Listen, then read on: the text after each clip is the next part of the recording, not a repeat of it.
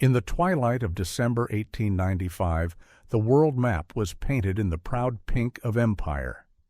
From the bustling wharves of Hong Kong to the diamond mines of South Africa, Queen Victoria's dominion stretched across 1/4 of the Earth's surface. London wasn't just a capital. It was the beating heart of global finance, the clearinghouse of world trade, the arbiter of international law. The Royal Navy patrolled every ocean with unchallenged supremacy.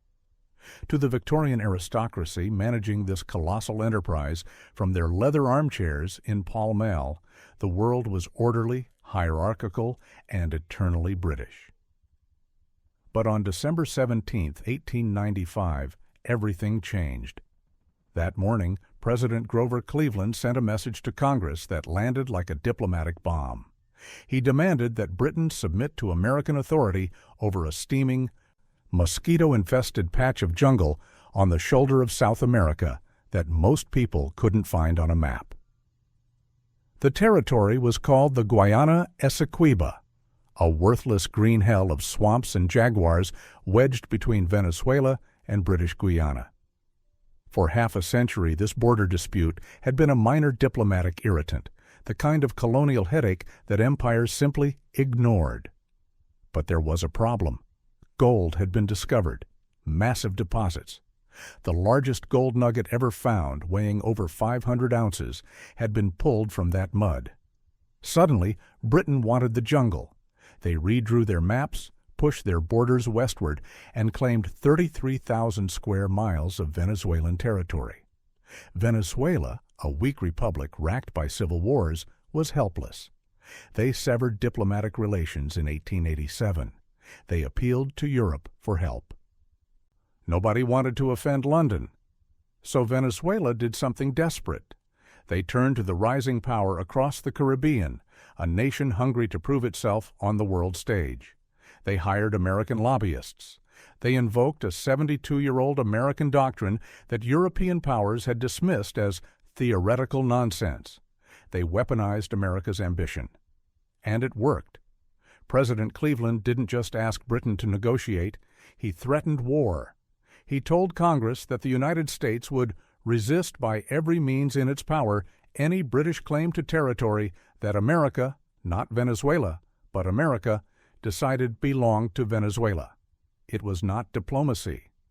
It was a declaration of American supremacy in the Western Hemisphere. The British public was bewildered. They opened their newspapers to discover that their distant American cousins were threatening to invade Canada and sink the Royal Navy over a jungle they'd never heard of. In Washington, crowds sang patriotic songs in the streets. War fever swept the nation. But the tragic irony was this: the crisis wasn't really about Venezuela at all. It was about something far larger. It was the first open confrontation between a declining British Empire stretched thin across the globe and an ascending American republic coiled with industrial power and nowhere to use it. The jungle was just the battlefield. The real war was over. Who would control the 20th century? How did a patch of worthless rainforest nearly trigger the first war between English-speaking nations since 1812? And how did this crisis mark the exact moment when America stopped being Britain's junior partner and became its replacement? To understand how a Venezuelan jungle almost bankrupted the British Empire, we must examine the economic forces at work in 1895. The British Empire in 1895 was magnificent, vast, and desperately overstretched. Britain controlled 400 million people across every continent. But that dominance came at a staggering cost. The Royal Navy, which enforced Pax Britannica, required constant investment. Colonial administration drained the treasury. Britain was fighting small wars from Africa to Afghanistan, each one bleeding money and men.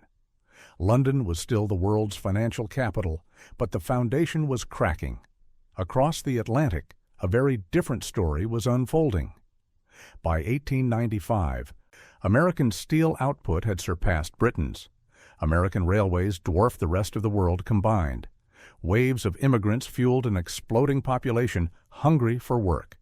The American economy was a coiled spring of industrial potential with no outlet. The frontier had closed in 1893.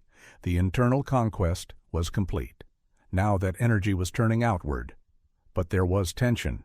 The Depression of 1893 had left America angry and restless. There was a rising spirit of jingoism, a feeling that America had grown up and deserved a seat at the table of great powers. American politicians looked at the map and saw European empires carving up Africa, Asia, and Latin America, while the United States watched from the sidelines. They were tired of being spectators. Venezuela was the perfect test case. It was a weak republic in America's backyard. Britain was taking its territory, and there was a 72-year-old doctrine, the Monroe Doctrine of 1823, that said European powers should not colonize the Americas. For decades, the doctrine had been theoretical. The U.S. Navy was too small to enforce it. But by 1895, that had changed. The dispute itself dated back to the Napoleonic Wars. Britain had acquired Dutch Guiana and inherited its vague borders. In 1841, they sent a German surveyor named Robert Schomburg to draw a line. The Schomburg line pushed British claims far westward, claiming the mouth of the Orinoco River, Venezuela's commercial artery. Venezuela protested. Britain ignored them for 50 years. Then came the gold rush of the 1880s. Suddenly, the worthless jungle was a fortune. Britain formalized the Schomburg Line and then pushed even further, claiming an additional 33,000 square miles. Venezuela was facing not just territorial loss, but economic strangulation. The stage was set. Two empires, one descending, one ascending, were about to collide over a jungle neither really cared about. But what neither side realized was that this crisis would establish a pattern that would repeat for the next century. America using regional conflicts to force Britain into retreat, one concession at a time. By 1894, Venezuela was out of options. For 7 years, they had severed diplomatic relations with Britain. They had appealed to France, Germany, Spain, every European power. Nobody would help. Challenging the British Empire over a colonial border was diplomatic suicide. Venezuela was a weak, unstable republic that experienced military coups like clockwork. Britain was the master of the world. The math was simple. Venezuela would lose. But the Venezuelan government understood something crucial. They couldn't beat Britain alone. They needed a proxy. They needed someone powerful enough to challenge London, someone hungry enough to risk confrontation. They needed the United States. At first, it seemed like a clever plan. Venezuela hired a former American diplomat named William Lindsay Scruggs as a lobbyist. Scruggs was a master of propaganda. In 1894, he wrote a pamphlet titled British Aggressions in Venezuela, or the Monroe Doctrine on Trial. The title was genius. It wasn't about Venezuela's territorial rights. It was about America's national pride. Scruggs distributed the pamphlet to every congressman, every senator, every newspaper editor in Washington. He framed the dispute not as a border squabble, but as a test of American sovereignty in its own hemisphere. The pamphlet worked. American newspapers began running headlines about British aggression. Congressional representatives gave speeches about defending the Monroe Doctrine. The Irish-American community, which hated Britain for centuries of oppression, saw an opportunity for revenge. The Civil War generation, which still remembered British sympathy for the Confederacy, felt a surge of vengeful patriotism. Venezuela had successfully turned their border dispute into America's crusade. But there was a problem. Venezuela had opened a door they couldn't close. By invoking the Monroe Doctrine, they had essentially invited the United States to become the arbiter of their sovereignty.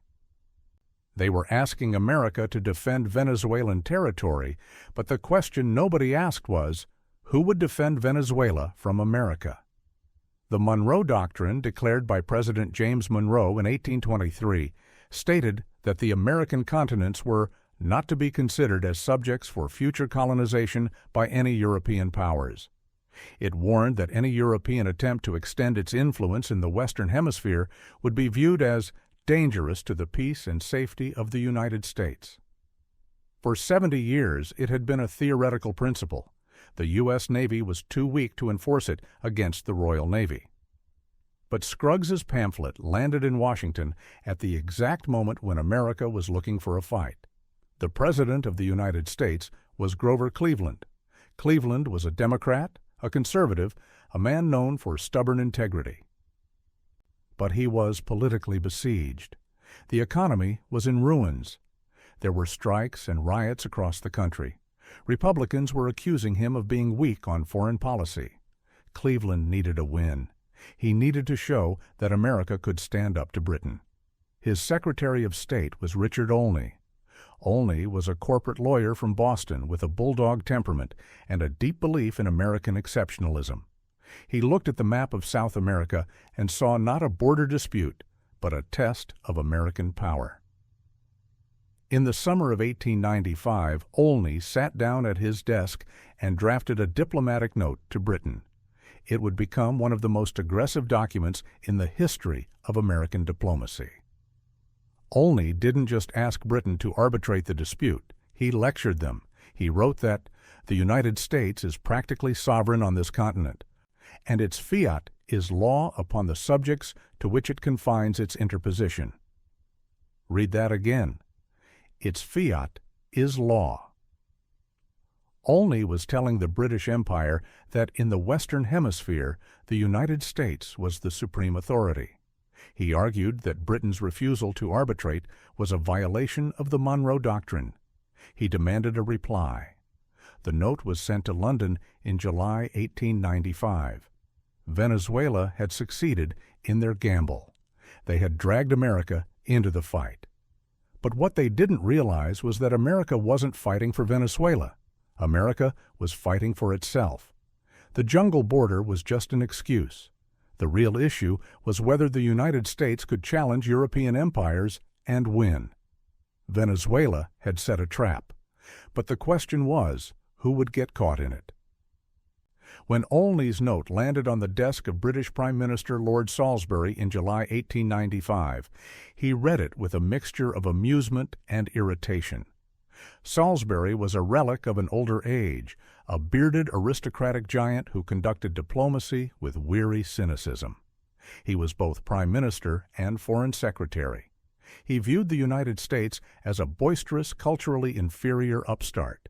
He dismissed Olney's arguments as legal nonsense, and technically, he was right. The Monroe Doctrine was not international law. It was just a unilateral declaration by one American president in 1823. It had no standing in European courts. Salisbury looked at the note and thought, "These Americans are bluffing. They're posturing for domestic political consumption. They have no real power to enforce this doctrine." So Salisbury made a fatal error. He decided to ignore the note. He let it sit on his desk. He went on vacation. He attended to crises in Africa and the Near East that seemed far more important than a jungle border in South America. 4 months passed. The silence from London was deafening. To Cleveland and Olney, this delay was a calculated insult. It was the British aristocracy looking down its nose at the American Republic, dismissing them as irrelevant. But Britain was making a strategic mistake that would cost them dearly. They were underestimating American resolve. They assumed that British naval supremacy was so overwhelming that no one would dare challenge it. What they didn't realize was that the Americans weren't thinking like a traditional European power. They weren't planning to fight Britain in a naval battle in the Atlantic. They were planning something far more devastating. Finally, in late November 1895, Salisbury's reply arrived. It was 2 separate notes. In them, Salisbury meticulously dismantled Olney's arguments. He lectured the Americans on history and law. He stated flatly that the Monroe Doctrine did not apply to a boundary dispute between a European colony and an American state. He refused arbitration. He refused to budge 1 inch on the Schomburg line. The tone was polite, but the message was absolute. Mind your own business. When President Cleveland read Salisbury's reply, he was furious. He felt personally disrespected. The British had not just said no, they had treated the United States like a child that needed to be schooled. Cleveland made a decision that shocked the world. He decided to escalate. He decided to take the dispute out of the quiet corridors of diplomacy and throw it into the public arena. He decided to threaten war. On December 17, 1895, Grover Cleveland sent a special message to Congress. The text hit Washington like a bombshell. Cleveland asked Congress to fund an American commission to investigate the border dispute. That sounded reasonable, but then came the kicker.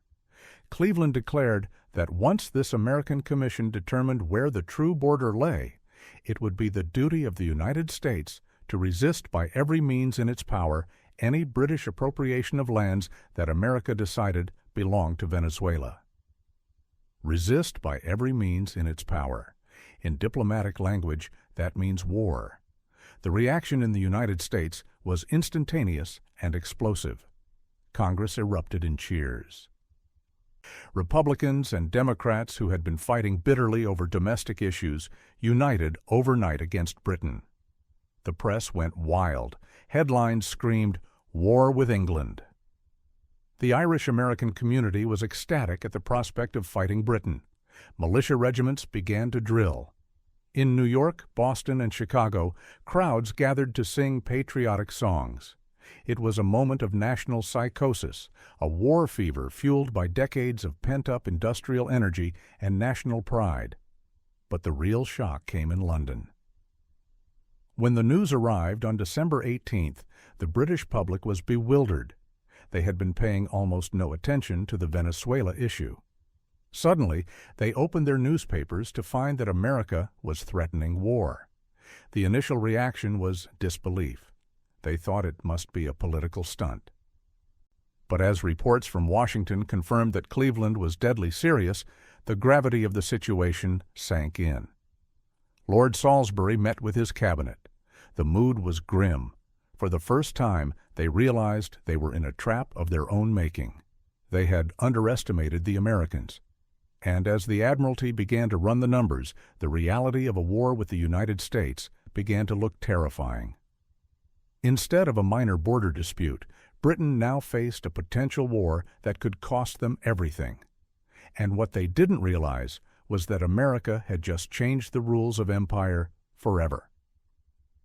The British Admiralty sat in their war rooms and stared at the strategic map with growing horror. Yes, the Royal Navy was the largest in the world, but its ships were scattered across the globe, protecting trade routes from Suez to Singapore, from Bombay to Hong Kong. To fight the Americans, they would have to concentrate the fleet in the Atlantic. This would leave the empire naked in Asia and the Mediterranean. And what would happen if France or Russia saw an opportunity to strike while Britain was distracted? The empire's greatest strength, its global reach, had become its greatest vulnerability. But the Americans had advantages that no other enemy possessed. They were uninvadable. The British Army was tiny compared to the potential manpower of the United States.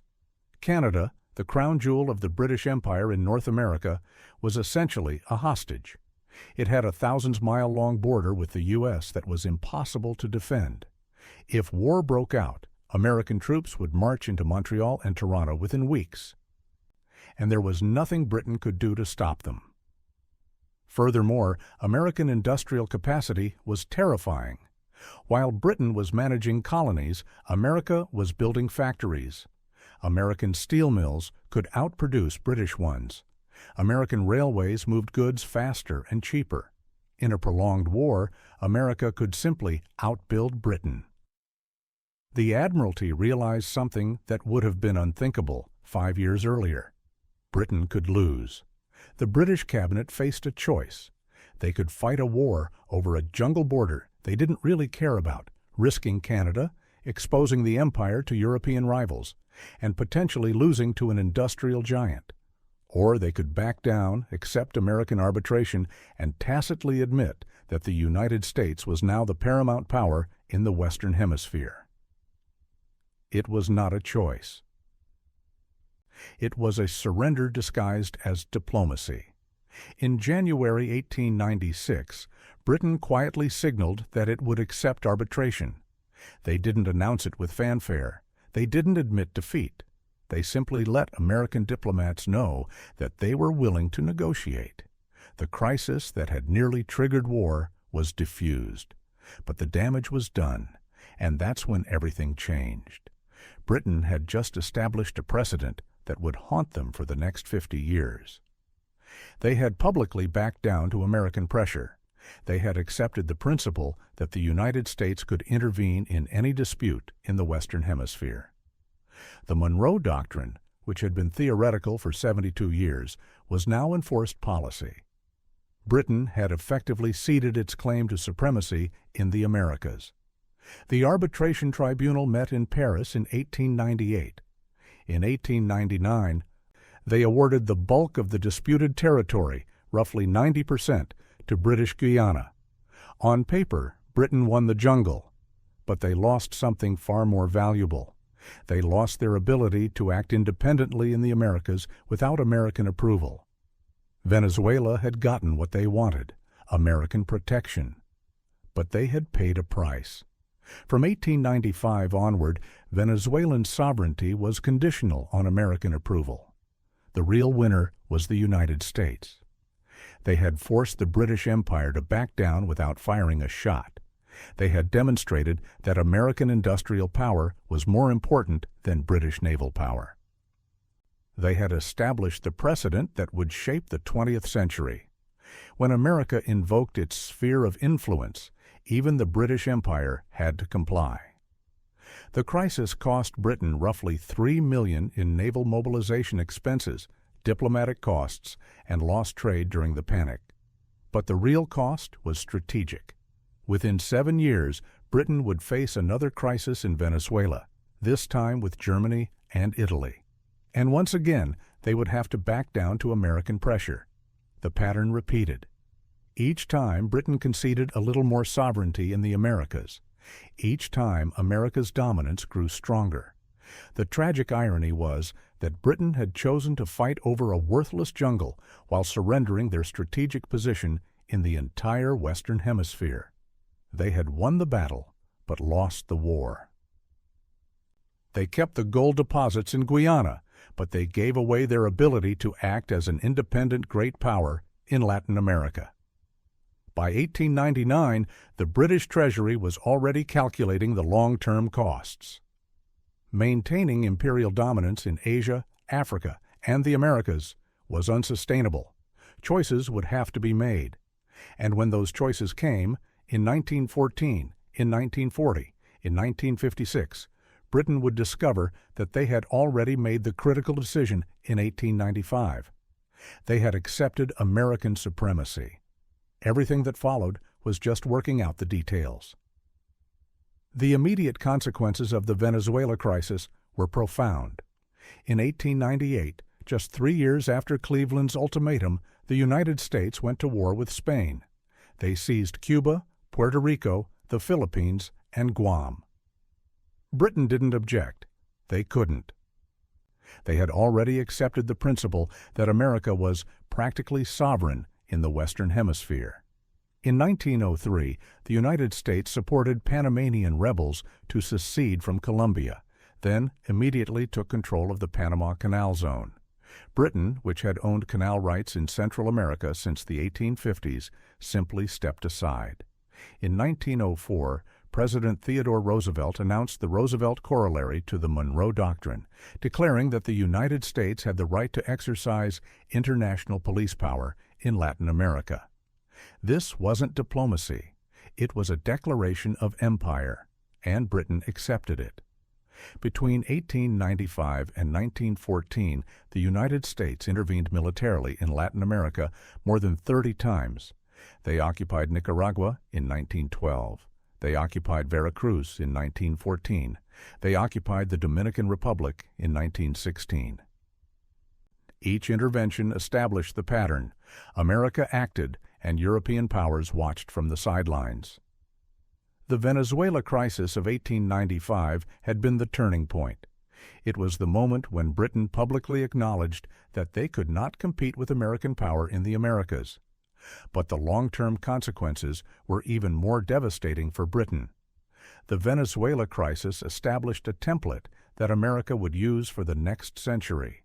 Identify a regional conflict, frame it as a violation of American principles, threaten military or economic force, and then force the declining empire to retreat. This exact pattern would repeat in Iran in 1953, in Egypt in 1956, and in countless other conflicts where Britain found itself on the losing end of American pressure.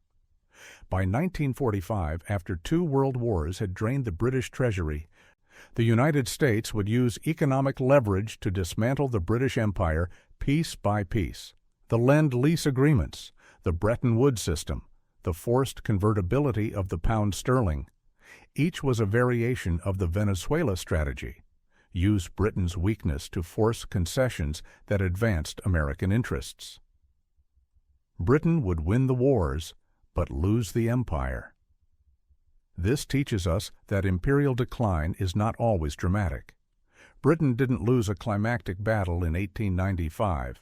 They simply made a rational calculation. A jungle border in Venezuela was not worth risking Canada, India, and global trade routes. But that rational calculation established a precedent. Once Britain accepted that they couldn't defend their interests in the Americas, it was only a matter of time before they couldn't defend them in Africa, Asia, or the Middle East either. Today, we see this pattern repeating. Rising powers don't challenge declining hegemons in direct military confrontation. They probe for weaknesses in peripheral regions. They force the hegemon to make choices, defend everywhere, and collapse from overstretch, or concede strategically important regions and accept decline. Britain chose to concede the Americas in 1895. By 1956, they would concede the Middle East during the Suez Crisis. By 1970, they had conceded everything east of Suez. The Venezuela Crisis of 1895 was not about a jungle border. It was not about gold deposits or diplomatic principles. It was about the transfer of global power from one empire to another. And the transfer began not with a war, not with a treaty, but with a single ultimatum over a patch of worthless rainforest that forced Britain to make a choice they would regret for the next century. In the end, Venezuela didn't bankrupt the British Empire. America did. Venezuela was just the weapon. This is the hidden history. Subscribe now, because when empires rise and fall, you'll want to be among the few who saw the pattern before it repeated. And it always repeats.